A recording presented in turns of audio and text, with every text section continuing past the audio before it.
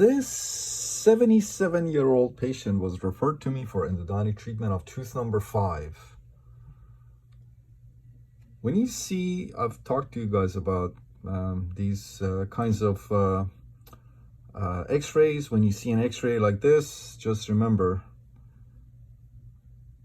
the teeth are rotated. That's why the x-rays come out like this. So these teeth were actually rotated in the patient's mouth. They were not straight up and down. So as you can see, large decay to the pulp. This was a necrotic pulp tooth. Look at tooth number 4. This root canal was done decades ago, according to the patient. There is, as you can see, decay here under the crown of the tooth.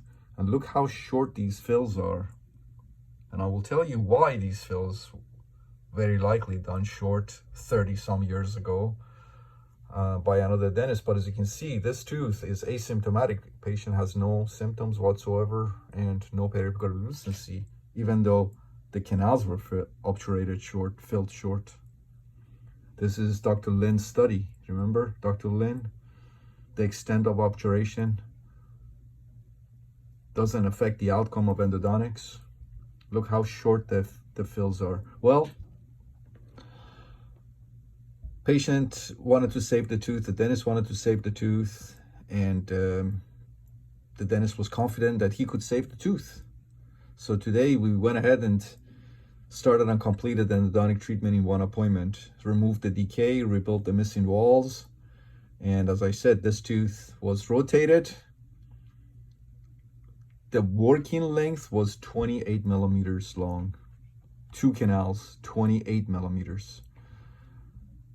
When my apex locator told me that the working length was 28, I was like, really?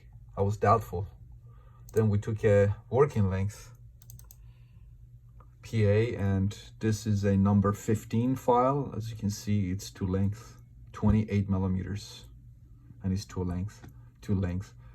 That's why this dentist filled short, because the working length was very long, and this dentist just did not know how to reach the desired working length. So he just instrumented very likely and obturated to here.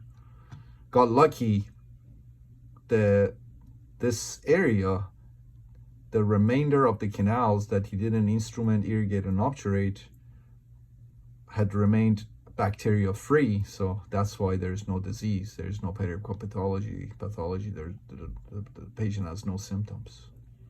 So as you can see, the extent of obturation has no bearing, has no effect on the outcome of endodontics. But back to this tooth here, you can see the working length here was 28, so I confirmed the apex locator reading by taking a PA, working length PA. And take a look. Look at this tooth. Just look at this tooth. Doesn't seem like it's 28 millimeters long, but believe me, the working lengths were. So you can see 2 canal systems. This is the palatal canal and this is the buccal canal. Look at all of this anatomy in the apical few millimeters. Look at all of this anatomy here. There's so much anatomy. These are all portals of exit. Look at that. That beautiful lateral right off of the palatal canal. You see right there. Look at that one right there. And look at all of these here. There's even a lateral right here. As you can see, everything went great. We went ahead and temporized the tooth and referred the patient back to his dentist for the permanent restoration.